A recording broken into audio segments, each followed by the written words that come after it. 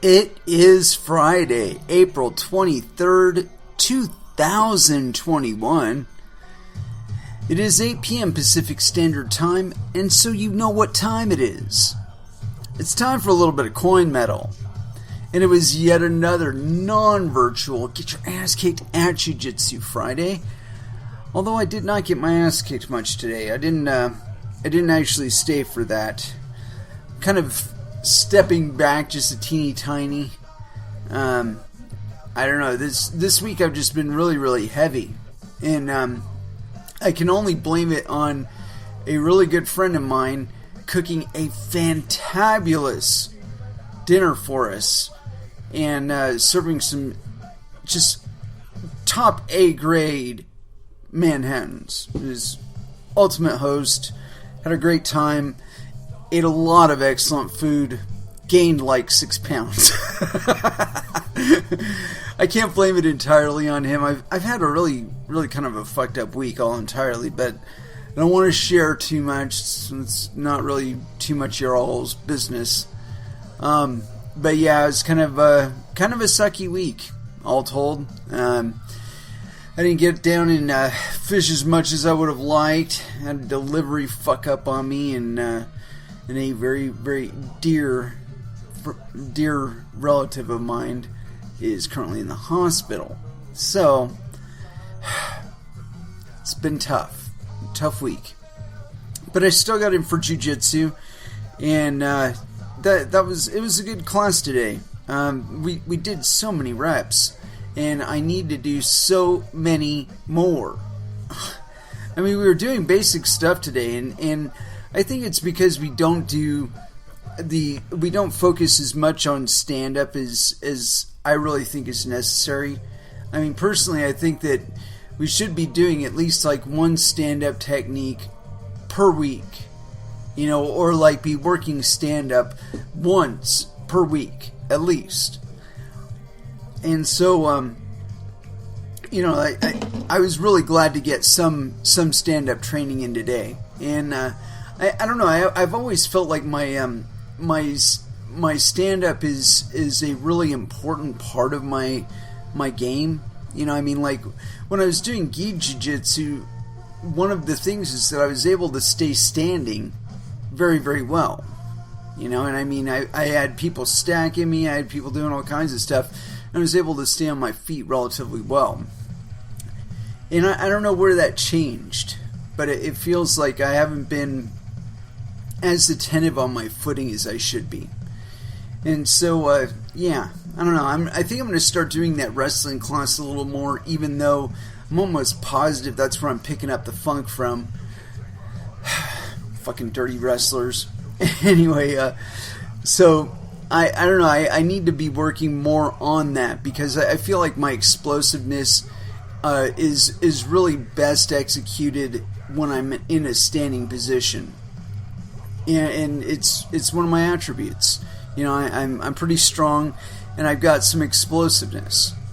And so, when it comes to like breaking grips and stuff like that, I have some success there. But yeah, the main reason I didn't really stay for the second class, other than the fact that I'm like 4 pounds heavier than I'd really like to be at this point. Actually, I'm more like 8 pounds heavier than I'd really like to go. If we were really honest, I'd like to be down at 198. 195 to 198 would be, I think, like the perfect weight for me. And I'm kind of bummed that I didn't have a scale at the time that I was running, and I didn't really consider that a metric of anything like terribly valuable. I was more concerned with just running and getting my time down, And I think at one point I had my time down to like 48, 49 minutes for 5 miles. And to me that's impressive only because it wasn't flat ground. It was hills. and some of it is rather steep. And while it's fun going down, I don't think I ever managed to get over like 7, maybe 8 miles an hour going down. And going back up, you're like 3 miles an hour if you're lucky. It's more like 2.5. But nonetheless, when I was running that road, I impressed myself a few times where I was able to run up the hill faster than people were able to bike up the hill, and so yeah, there is that. But anyway, I don't know. I feel like I need something additional or something like that. That, you know, some running or some other 2 a day. You know, maybe start going 2 times a day or something like that. And I was even thinking about changing the time that I do this show. You know, I've been doing it in the evening now for quite a while, and to some extent, I think it might be limiting the number of people that can actually tune in. You know, it's because not everybody's on the same Pacific Standard Time that I am, and so if I were to do it between like 2 and 5, I'd quit having this problem where I have this show as an excuse for why I can't do two classes in a row. And so, you know, the option is either I do the jiu-jitsu earlier or I do the show earlier. And I think between the two, I'm almost more tempted to do the show earlier. But then I wouldn't have the jiu-jitsu to comment on. I don't know. It's not that the jiu-jitsu is terribly important to the show, but I like it as a nice little intro, because usually I'm feeling nice and energetic, and you know, like I want to kick somebody's ass, and it's a good feeling to have when I'm doing the show. But at the same time, I could probably do the same thing if I were like lifting weights or something before I did the show. I don't know. Something I'm toying with. Might not start it next week, but if I do make any change like that, I will be sure to let all of you know. Anyway, let's go ahead and throw down with some music. And you know we're going to go with some Body Count. But which song? I've been playing the shit out of Carnivore. And I mean, I love that song. But I think maybe some Bloodlust. So that's where we're going to go with. First Dance, Bloodlust by Body Count. Here on Coin Metal.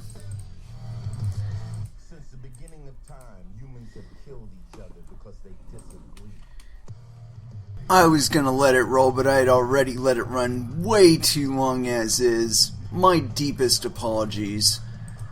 But, yeah, I got involved in something online here.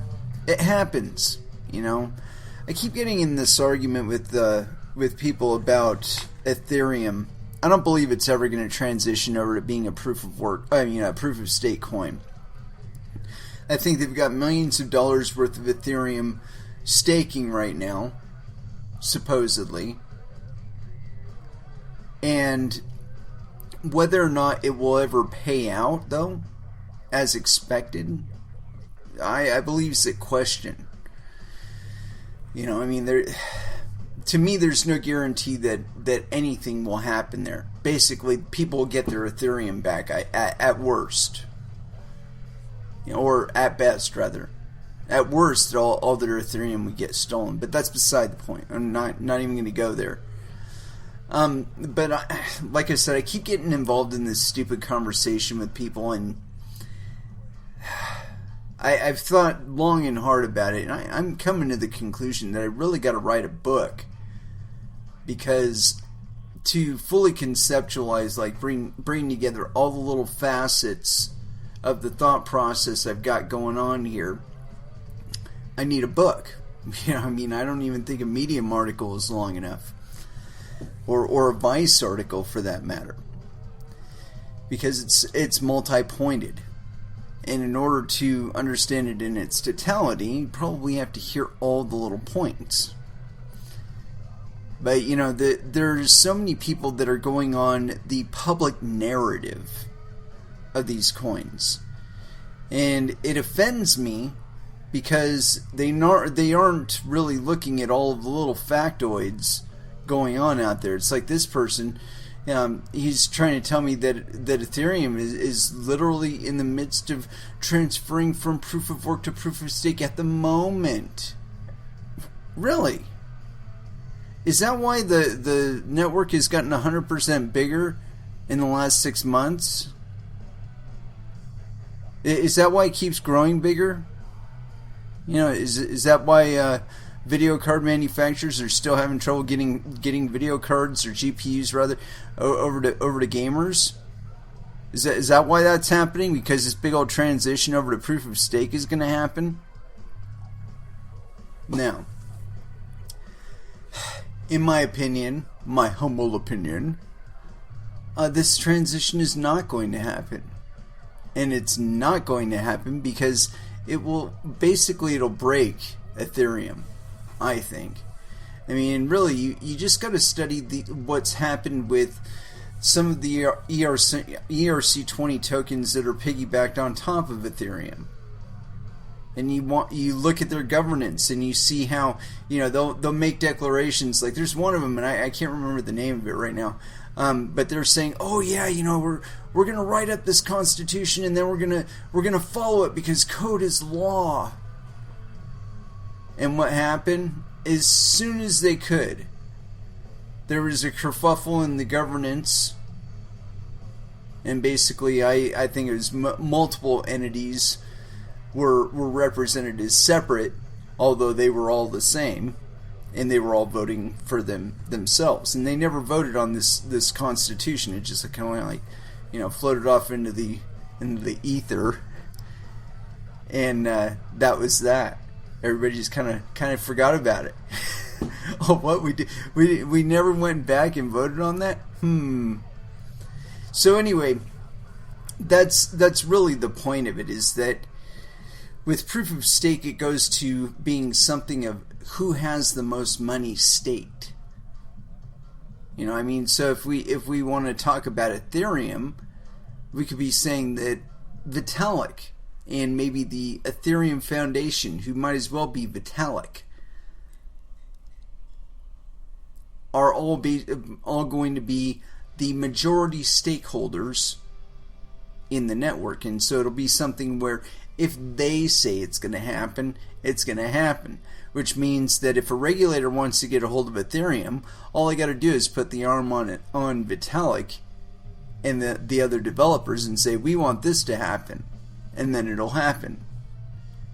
Because Vitalik has so much control over the network that he could just say, you know what, I want the consensus rules to be this, and I want to reject these types of transactions because they don't indicate who it is, and yeah, there you go. There's the wonder of proof of stake. But yeah, I don't think that Ethereum could exist on that level. I mean, like, if it were to be altered in such a way, all that would be necessary is for a government to seize enough coins to have controlling stake on the network. And then all of a sudden, they're the ones that are dictating the protocol rules. They're the ones dictating what consensus is. I mean, and it's one of those things that offends me most about people claiming or even giving some sort of insinuation that they are Satoshi Nakamoto. Because what they're basically saying is, I'm the person that's leading the Bitcoin project. I started the Bitcoin project. I'm in charge of the Bitcoin project. And basically what that means to the rest of the world is, oh, so if we want to make Bitcoin more transparent, if we want you to introduce something into it that will allow for a taxation layer that just factors taxation into every transaction, all they're going to have to do is put the arm on old Craig. And that could be, hey, maybe we offer him some money, maybe we offer him some tax deference, maybe we offer him something else, drugs or I don't know. Maybe the guy wants land, he wants his own island. Point being is, he now has a price. And Bitcoin's policies and function are now negotiable. So, again, this is the danger of any kind of association between a corporate body or an individual entity or something like that being in explicit and total control of anything in crypto. And one of these days, this fucking monkey is going to figure it out. And it's on CoinDesk.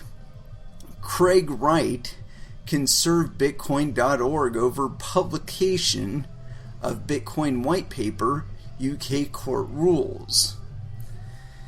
This is fucking crazy. This is by Benjamin Powers. It was authored April 22nd, 2021 at 2:22 p.m. PDT. Craig Wright, chief scientist at nChain, has won a minor procedural legal victory in support of his quest to claim control of the rights to the white paper that laid the groundwork for the Bitcoin cryptocurrency. According to a Reuters report, London's High Court will allow Wright to serve a copyright lawsuit against the publisher of Bitcoin.org, who goes by the pseudonym Cobra. The thrust of the order allows Wright to serve the lawsuit as a generic email or via a generic email or Twitter, given Cobra is not an acknowledged UK resident. Cobra has, quote, not disclosed a name, identity, or address, according to court filings issued on Wednesday, Reuters states. Cobra says, you're wrong if you think you can bully me, you creepy loser. If I have to give up my pseudonymity to defend Satoshi's white paper, arguably the most important paper of the 21st century, then so be it. Calvin Ayre says, looks like Kobe will have to come forward and defend his rotten antisocial self, or have a default decision against him in UK. Either Craig gets default, or he gets to prove he owns copyright. This should be fun. Dude, he can't prove that he has copyright, because he'd have to move the coins. It's the one thing that he cannot do, because he is not Satoshi Nakamoto. Continuing. The move is largely procedural and does not mean jack shit, and does not settle any questions around the origin of the Bitcoin white paper, which is the subject of the claim, and which Craig claims to have written. Let's see. Writes a long list of litigations. The court's decision in the most recent development in a legal battle that has stretched out for years. In particular, this lawsuit stems from Wright's widely disputed claim that he is Satoshi Nakamoto, who wrote the Bitcoin white paper, the groundbreaking document that laid the groundwork for what is now the world's leading cryptocurrency. According to Wright's reasoning, because he is Nakamoto, no other entity is authorized to host the paper. The ethos is at odds with the open source and decentralized nature of Bitcoin. Wright sent out a rash of cease and desist letters to Bitcoin core developers, for example, over the hosting of the white paper. In response, the paper was initially taken down from Bitcoin.org, given how the legal case would involve time, money, and energy, commodities the group said it didn't want to waste on a lawsuit. Soon after, multiple companies and organizations decided to host the Bitcoin white paper in solidarity. These included Square Crypto, crypto venture fund Paradigm, policy think tank Coin Center, and Facebook stablecoin subsidiary Novi, among others. In response to a cease and desist order sent to Square, the Cryptocurrency Open Patent Alliance, COPA, filed a lawsuit against Wright in the UK over his copyright claims to the Bitcoin white paper. The alliance was formed in September of 2020 and founded by Square to pool patents and preserve the industry's open source spirit. The ramifications, including those from this lawsuit, should force Wright to provide conclusive proof that he is Nakamoto. He has failed to do so thus far. So yeah,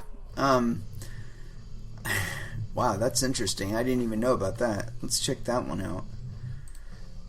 This guy is such a fucking idiot.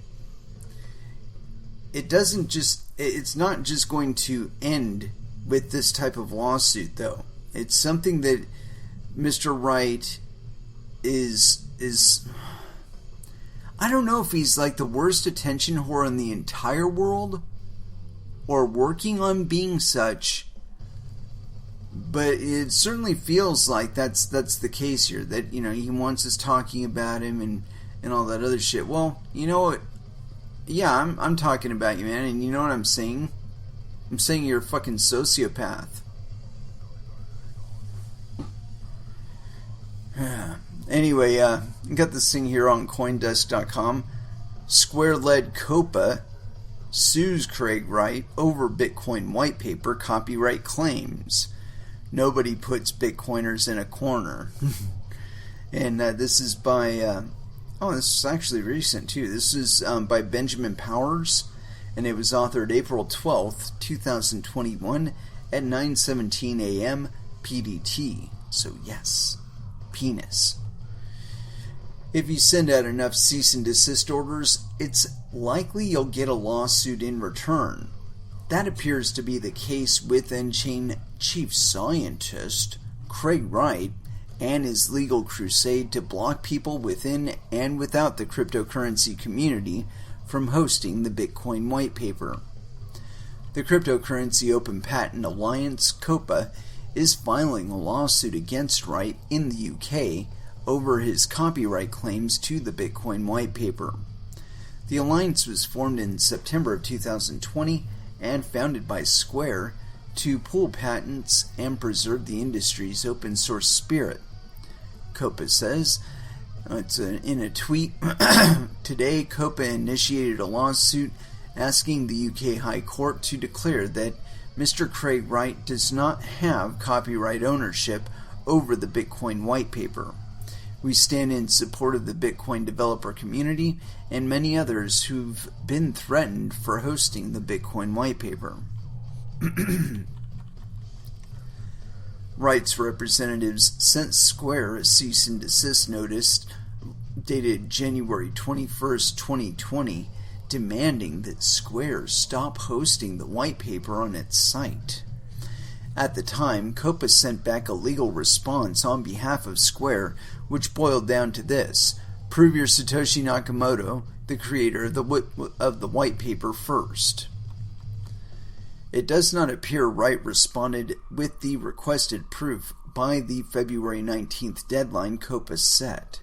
Quote, COPA is about truly empowering the crypto community with innovation and removing blockers to innovation, said a spokesperson on behalf of the COPA board. Quote, this is not the last thing we're going to take up on behalf of the community. The complaint asks the court to resolve the question as to whether Craig Wright has copyright ownership rights over the Bitcoin white paper. Pursuing a legal case on behalf of the cryptocurrency community is the first instance of COPA throwing its money and weight behind a cause that has plagued the space for years, and it could have widespread ramifications. If a court rules that Wright does not have ownership rights over the Bitcoin white paper, it would be a serious blow to his legal argument that he is Satoshi Nakamoto. Wright's long legal trail. Wright, notorious for having an itchy legal finger, had sent his latest round of cease and desist orders to Bitcoin Core developers, causing the Bitcoin white paper to be taken down from bitcoincore.org, quote, a canonical repository for the Bitcoin software and educational resources like Satoshi's 10-page thesis, CoinDesk wrote at the time. Regardless of whether they're accurate or not, legal claims take time, energy, and most importantly, finances to contest. COPA is stepping in on behalf of the community to protect those small parties, particularly Bitcoin developers, who are essential to the community but don't have a ton of resources, according to a spokesperson for the COPA board familiar with the matter. Beyond that, in late February, Wright also filed a lawsuit demanding Bitcoin developers give him access to stolen Mt. Gox funds, as CoinDesk reported at the time, quote, even though Bitcoin core contributors have no control over the network's wallets, Wright wants Bitcoin developers to hand him the keys. Following Wright's initial filings against Bitcoin core developers, but prior to the paper being removed, a number of companies, including Square Crypto, crypto venture fund Paradigm, policy think tank Coin Center, and Facebook stablecoin subsidiary Novi, among others, decided to host it themselves. The action was meant to be a sign of solidarity. The letter accompanying COPA's response laid out a number of simple questions for Wright's representatives to answer regarding his claims. These included the general basis of the claim, where he was when he wrote the white paper, what dates he wrote it, and what copyright laws apply, among a number of others. Wright has a long legal paper trail of using the law to try to silence his critics, and even filed a copyright claim in May of 2019 with the U.S. Copyright Office over the original Bitcoin code and the Satoshi white paper. None of his legal attempts to assert that he is Bitcoin creator Satoshi Nakamoto have been successful. The new COPA board. The board of COPA, which helps determine the organization's actions and will guide the course of the lawsuit, is also being updated. Ultimately, COPA will have a 9-person board representative of the entire community, with those spots reserved for independent members. Thus far, 2 board members represent member organizations: Brittany Cuthbert, senior counsel at Coinbase, and most recently, Karupa Pushpara, deputy general counsel at Square. 4 more board members from COPA organizations will be added in the future. 3 additional independent members will round out the COPA board. These include Steve Lee, Square Crypto lead, Dan Robinson, research partner at Paradigm, and Jerry Brito, executive director of Coin Center. CoinDesk can also report Pushparaj will also be appointed the board chairman. Interesting. Completely and totally useless to the function of Bitcoin and the ramifications over who exactly owns what. See, the thing is that Bitcoin was released as an open source project, which means that it's open source, meaning I can copy it if I want, I can modify it as I want, and redistribute it as I want, as long as I'm giving proper attribution.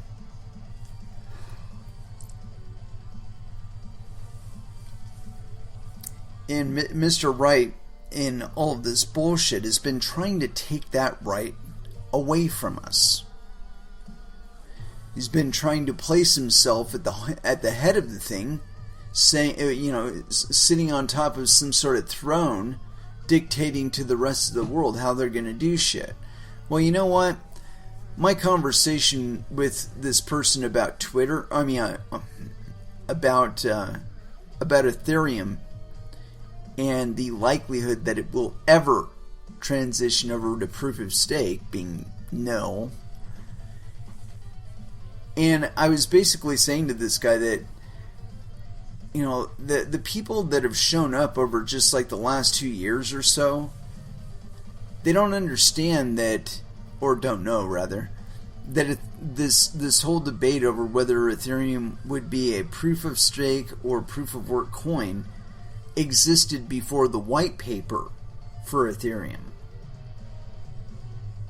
You know, before Vitalik officially put it down in text what Ethereum was supposed to be, before he even created a whole bunch of code for it, there was this argument going on. Well, should it be proof of stake coin or should it be proof of work coin? And see, I think, and this could be backed up or disqualified by somebody else I'm sure that was around. Basically, they landed on proof of work because that was what the majority of the people said that they wanted. They wanted a proof of work coin. They did not want Ethereum to be proof of stake. And so it's been this continual argument over, is Ethereum going to be a proof of work coin or a proof of stake coin? And they've created all kinds of bullshit narratives concerning it, where the energy that's dedicated to proof of work mining is some sort of waste. It's fucking bullshit. It's why you have a thin TV that's 4K or 8K by now. It's why that technology is even available to you. That'd be on a fucking R&D desk somewhere. Your fucking hyper powerful phone. If it weren't for mining, it'd still be on an R&D desk right now. Just gathering dust on a shelf. Because it was cost prohibitive up until the production of the chipsets for mining made it cheaper to make the necessary die for those to be able to come to the public. And that whole cycle has been continuing since, I want to say it was about 2012, 2013 when people started utilizing GPUs instead of just CPUs in mining.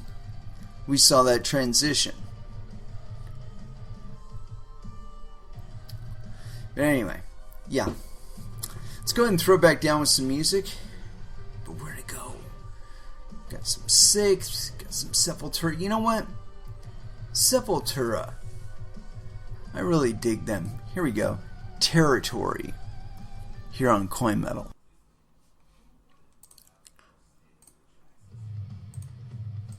And that was Iron Maiden with To Tame a Land. Sorry about that. Man, I keep getting involved in these Twitter twits. Blah. Anyway, got this thing here. It's on decrypt.co, and it's by Matthew DeSalvo, and it's authored on April 21st, 2021. It's now more expensive than ever to send Bitcoin, and here's why. Bitcoin's digital gold narrative may be getting stronger as investors in the cryptocurrency are more incentivized than ever to hold rather than spend it. Making a Bitcoin transaction is now the most expensive it's ever been. I don't know about that. The average cost of sending the cryptocurrency is now $59.87, according to the latest BitInfo charts data. And you know what? We're gonna click on it really quick here and see if we can get it to load here and demonstrate to us what it is right now. Holy crap. Well, that was according to the data as of his. Now it's up closer to $60. Or it says $45.75 US dollars is the average transaction fee. Still too fucking expensive. That's more expensive than the last bull run in December of 2017 when the average cost hit $55.17. In the last 10 days alone, the average transaction fee has soared by 300%. On April 11th, it was $14.86. Why? Quite simply, lots of people are using the Bitcoin network, and with more people using the network comes costlier fees. If you want to make a transaction fee on the Bitcoin blockchain, you need to get it approved by a miner. Miners use powerful computers to solve complex problems, which in turn validate transactions. Miners are rewarded in Bitcoin for their work, and if the network is busy, i.e. a lot of people want to move the coin around, you'll have to pay a premium to get the job done. But if you're willing to wait, you can pay a lower fee. You just might be waiting a long time. Bitcoin developer Leon Johnson told Decrypt he recently paid just $2.99 by accepting a slower confirmation time. Quote, other networks' coins are quicker, but their network is not as secure. That's bullshit. He said, adding that the Lightning Network, a second-layer solution that speeds up transactions by skirting the comparatively slower main Bitcoin blockchain, will help in the future. Dude, they've been saying in the future for the last, I don't know. I mean, back in 2017, it was 18 months. That was what they said, 18 months. And then, of course, they said that for about 2 years.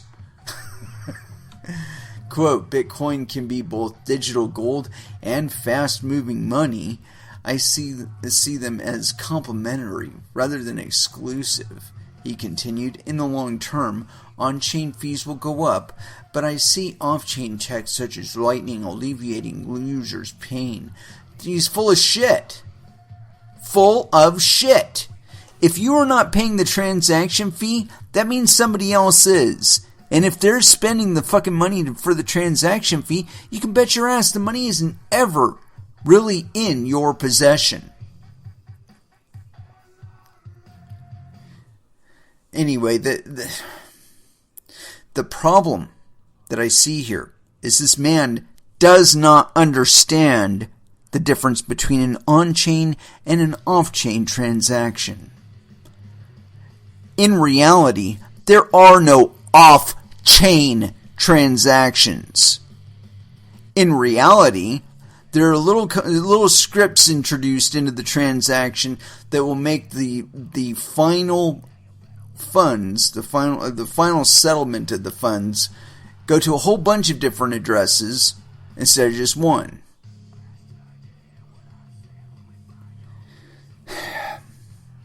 There are no such things as off-chain transactions. What's really happening is they're opening up a payment channel and then they're doing a whole bunch of transactions on that payment channel. But according to the rest of the world that isn't involved in the Lightning Network, those funds haven't moved. Those funds won't move until the payment channel is settled out, or until somebody settles out of their payment channel. Then for that person, the funds will be finalized and finally settled. But again, this is all a matter of handing it off to a third party. You know, if the fees ever get so expensive that you're using the Lightning Network all the time, you know, that you're not ever interfacing with the on-chain, the Bitcoin blockchain, how can you ever be sure that you're actually transacting in Bitcoin? All right, you can't. Continuing on. Oh, that was... Oh, no, there's more. But not many people are using the Lightning Network. Not now, anyway. In fact, not many people are using Bitcoin to make payments for everyday things on the internet. Johnson explained that most people use wallets and exchanges that don't support this solution. Quote, once Coinbase, if ever, Binance, Kraken roll out the Lightning Network, it will pick up, he said. Whatever. James Prestwich, Bitcoin developer and founder of decentralized finance startup Summa, also told Decrypt, quote, all blockchains have limited throughput. Sending a transaction can be either cheap or desirable, but not both. That's bullshit too. Right now, Bitcoin is mostly being pushed as a store of value, especially by big investors, but if the average Joe ever does eventually get around to wanting to use cryptocurrency to pay for things, he'll likely need to opt for a solution that makes it worth his while. In other words, we're going to extort you into needing to use a trusted third party to transact your peer-to-peer digital cash.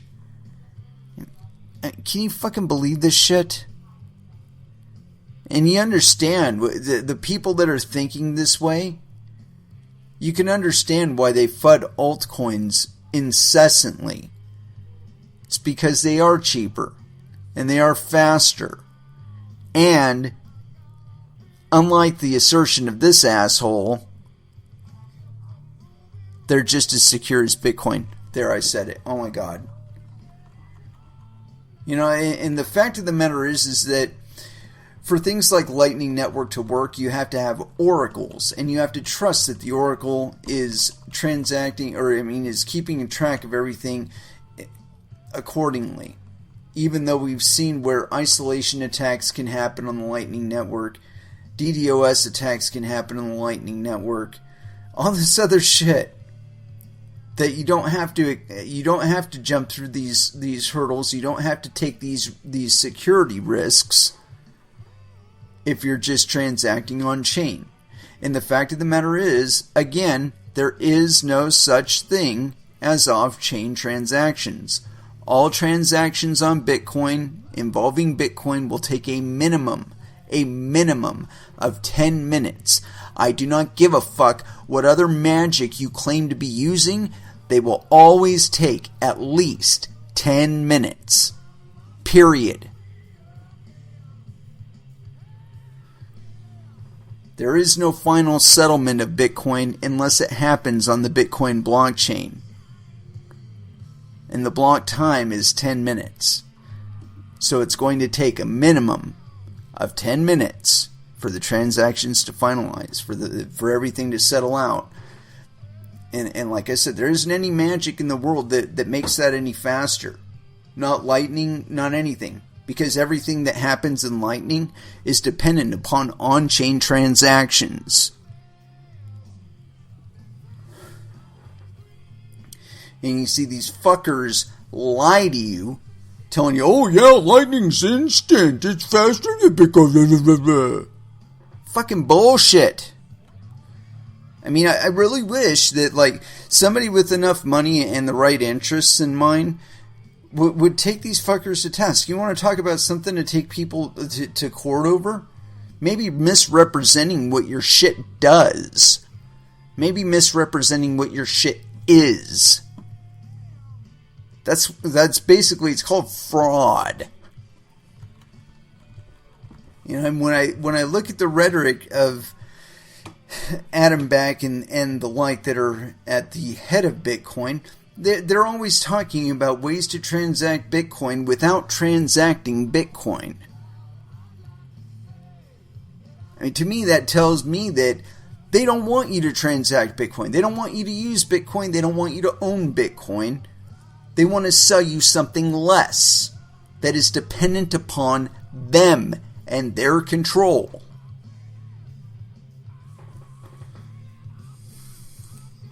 It's very sad. And just to give you a marker of control, got this thing here, it's on decrypt.co. Coinbase stock closes 32% down from high as Bitcoin pulls back. And this is by Jeff Benson. It was authored on April 23rd, 2021. So yes, penis. After a second week of trading, shares in Coinbase have closed at $293.45. That's 32%. That's a 32% decline from its opening day high of $429.54 on its first day of trading. Coinbase, the largest U.S. crypto exchange, debuted its coin stock via direct listing on NASDAQ on April 14th at a price of $381 and quickly found buyers above the $400 mark before closing at $328. After recovering slightly mid-last week, it's been a steady drumbeat downward since, though the rate remains higher than the NASDAQ reference price offered before trading began. Prior to Coinbase going public last week, analysts had speculated that the price of the exchange's stock would likely be closely linked to the health of the crypto market. Today's action may have proven them right. Crypto markets lost a collective $400 billion in value based on market capitalization in the last week. Bitcoin, the market's leading coin, dipped below $50,000 late Thursday night for the first time since early March. It's currently trading just above that mark. Meanwhile, the San Francisco-based exchange yesterday added the controversial, quote, dollar-pegged stablecoin Tether to its pro-trading platform. Gosh, I wonder why it's been tanking. Tether has come under fire within the last few years over various allegations, including that the stablecoin is used to manipulate the price of Bitcoin. Gosh, what a fucking shocker! In February, Tether's parent company Ifinex settled a fraud investigation launched by the New York State Attorney General's office, stemming from a nearly $900 million hole in the finances of sister company Bitfinex, as well as its connections to alleged Panamanian, quote, shadow bank crypto capital. Yeah, and so, for one thing, I think the seizure was all manufactured. I think that's a good term, manufactured. I don't know. It could have been legit. See, I've always regarded Tether as being a proxy for a U.S. central bank. Probably even the NYDFS for themselves. I don't know. But the reason why I say that Ifinex is this type of entity is because they've basically been counterfeiting US dollars. And I've been watching on Twitter, and I've been seeing where USDC and USDT have been increasing their distributions. Although, one thing I haven't been seeing on USDT that I have been seeing on USDC, and it is the only credit that I will give Goldman Sachs, is that they've been burning coins as well. But I haven't been seeing that happen as much. I don't think I've seen it happen at all, as a matter of fact, with Tether. But I think it was over the last 2 weeks, I've seen that they've done increasing distributions. And see, one of the things that my quote-unquote allegations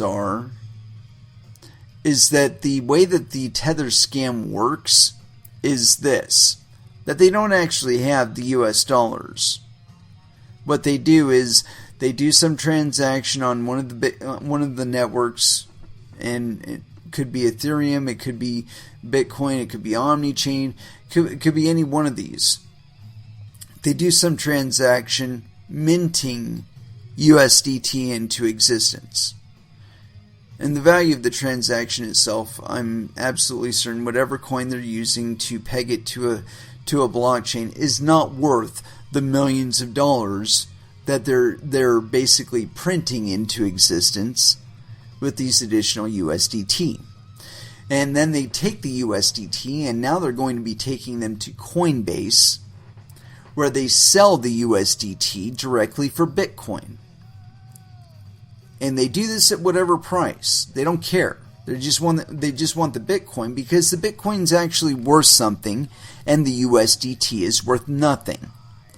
And in this case, they're getting something for nothing. And then they take that Bitcoin and either on the same exchange they purchased it or on a different exchange, they will sell that Bitcoin and continue to sell that Bitcoin regardless of the price until they run out, basically, or run low enough to need to buy more. But they don't care what the price they're selling at is, because it's free. They were free Bitcoin. They didn't actually have the millions of dollars that were supposedly backing the USDT that they were minting into existence.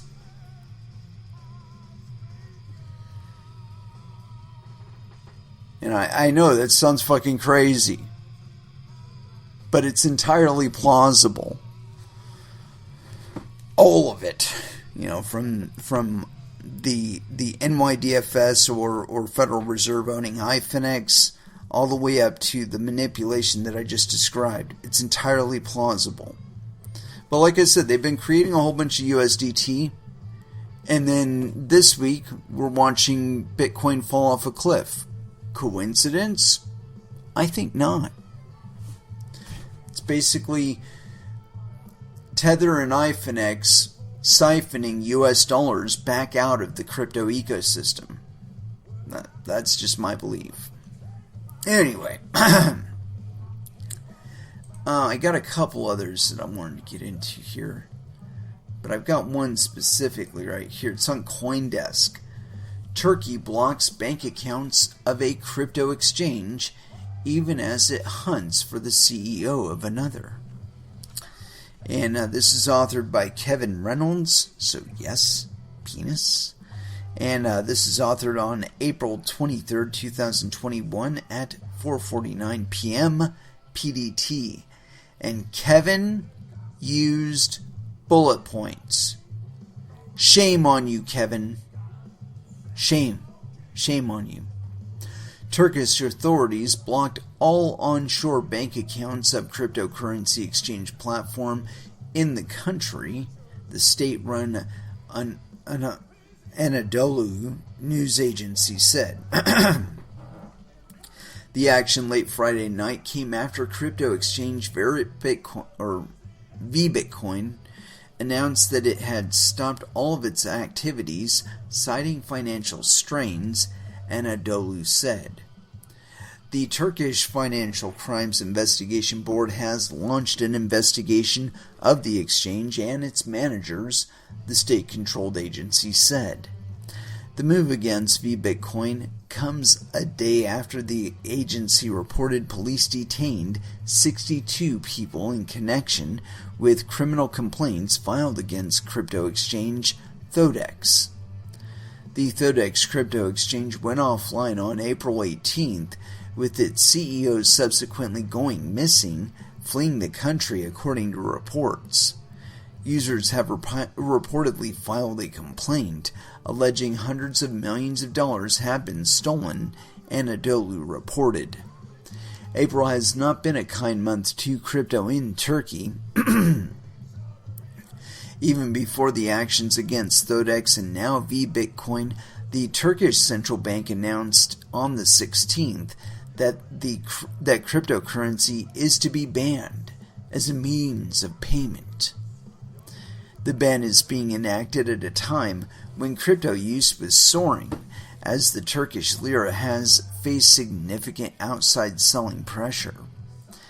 The currency plunged in foreign exchange markets following President Recep Tayyip Erdogan's firing of the nation's top central banker, Nasi Agbal, in March.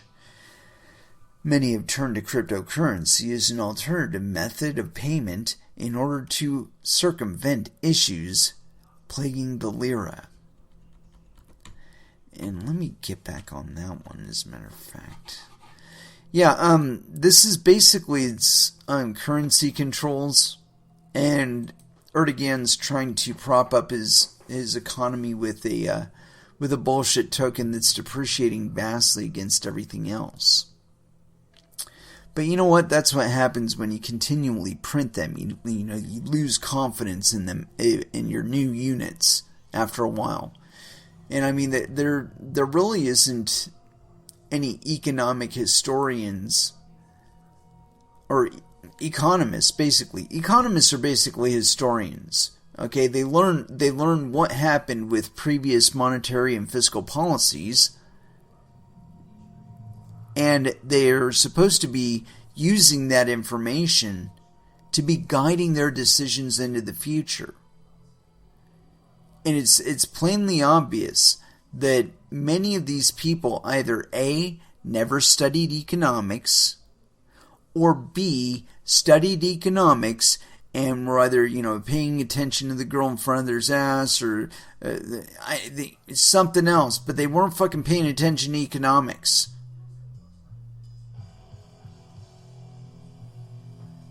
I mean, it's obvious. Completely fucking obvious. We're trying to get laid in a fucking economics class. There for the wrong reasons. Sorry. Sure, you can get laid. You get rich, and then you can get laid more. Yeah, okay. Chicks like rich guys. We know this. But you got to get rich first. Meaning you have to create something of value at first, or at least recognize something of value enough to invest in it. Whether that be invest in it with time, money, your efforts. But it's like they don't understand that. They don't understand that. It's fucking sad. Anyway, yeah, I think Erdogan, he's going to end up collapsing Turkey's economy. And in the not so distant future, as in the next year, maybe two, he's going to be thanking the existence of dissident crypto users, because they will be bringing in the only fucking economic activity happening in Turkey. It will be the sole recipients of US dollars and other fiat currencies that they will then circulate into Turkey's local economy. And they will be the only source of fucking money coming into Turkey. I mean, unless it's like something being sold, and again, then they'd be ripping themselves off by taking lira, a depreciating currency. I almost said cryptocurrency, but the lira is not a cryptocurrency. But yeah, it's very, very sad. We've seen how it plays out elsewhere. We've seen how it plays out in like Spain and Greece, where they basically just kind of gave up. They just quit talking about it. There's nothing they can actually do about it. And whatever they do about it seems to harm whatever positive virtues we're expressing into their local economy. And so after a while, they're just like, well, maybe we shouldn't poke that one. Maybe we should leave the bee's nest alone, and it'll just produce honey, and we can have the honey. But we go poking at it, trying to control how much honey it's producing, and how much of that honey we get. The more we do that, the more we piss off the bees, and they go somewhere else. So maybe we shouldn't piss off the bees. Maybe we should leave the bees alone. Let the bees make the honey. And then we collect the honey, and we either eat the honey or we sell it to somebody who wants the honey more than we do.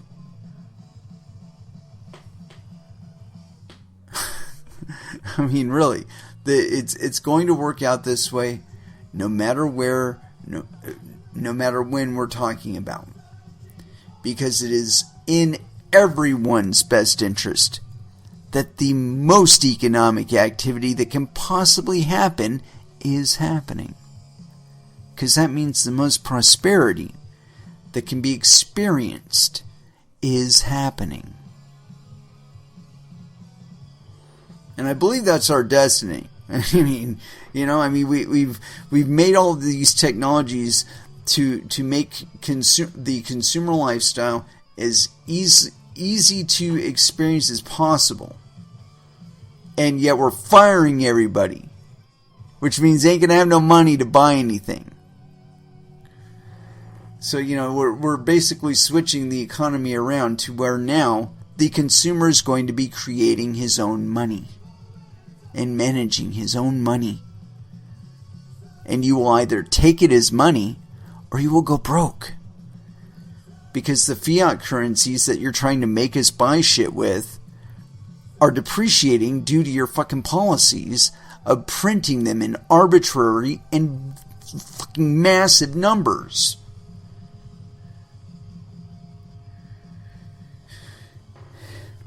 But again, the economy, any economy, will only tolerate a pressure until it can no longer tolerate it. Then it will find a way to not have to tolerate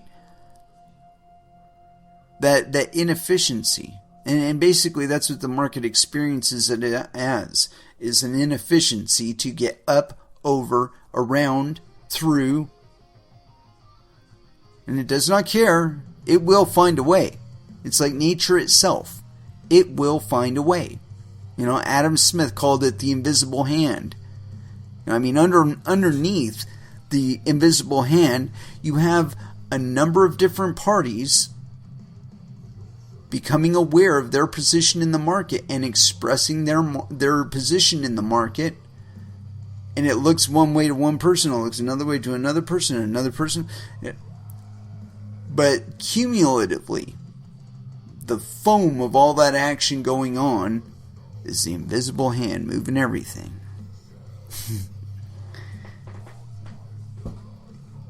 And I don't really think that in a realistic sense that any one of the factors in the market dynamic ever really change in volume. You know, I mean, they might appear at one point or another to be accumulating more than others, but whatever interest that is, it's temporary. It's ephemeral and it flows. But I think, you know, if you like zoom out far enough, you recognize that all of the influences, all of the party players, they never represent more, like, a greater percentage of the pie than they ever have. And whatever imbalance that the market does experience, that it eventually comes back to flow. And it's that struggle of coming back to flow. I think that the interval, like the duration of the interval, is getting shorter and shorter and shorter and shorter. And as it gets shorter, we're starting to recognize that imposing these artificial inefficiencies, it only has a very, very limited window of effect that is inherently less healthy for the market as a whole than simply allowing the organic flow to occur. It's going to happen anyway. Why get in its way? Why not just get rich off of it? It's going to happen no matter what you do. You can't stop it. Might as well get rich on it. I mean, really. And it'll be a question of how ethical the approach of acquisition is. You know, how ethical the network is, how ethical the governance is, how fair the governance is. And it's really going to come down to the people who are playing by the rules are going to be rewarded the best, and those who are trying to cheat and who are trying to use undue influence, who will lose the most. Because we are keeping track of everything. That blockchain exists. And we are keeping track of it because it's in our interest to do so. And I think as time goes on, you know, I got this article here. And we don't really have enough time to read all of it. But it was saying basically 2/3 of Americans are interested in cryptocurrency. I mean, that's a really big step up. You know, it used to be like 2/3 of 1%. Now it's 2/3 of Americans. You know, imagine when, like, 1, maybe 2% of those people, Americans, understand what their positions can be in this market, can be in this space. You know, whether we're talking about being a miner, being a developer, being an artist. All of these things can play roles in cryptocurrency, roles of value.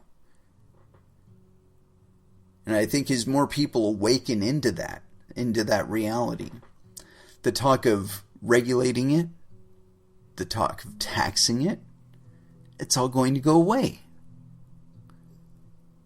Because the access to the market and the access to the money will be the primary concern. And standing in the way of it will be considered something of a crime, I think. Because you're unfairly discriminating against some market players to the interest of others. And I don't think that kind of inefficiency will be tolerated in the future market economy. It's going to be viewed as something negative, as it really is. Anyway, it is with that I'd like to bring this episode to a close. Thank you very much for listening. I certainly do appreciate the support. We will be back again on Monday at 8 p.m. Pacific Standard Time. And so until then, I'd like y'all to trade safe. Do your homework. And watch out for your own bunghole, because nobody else is going to do it for you. And as far as our last dance is concerned, let's see, we got about 5 minutes. Let's see if we can find something that we haven't played any of tonight. That's a little short. We haven't played any Kingdom of Sorrow. And that, too, again, is just a little... we might be able to fit that one in. And we might go for it, too. Let's see what else we might be able to fit in there. Some Killing Joke. Yeah.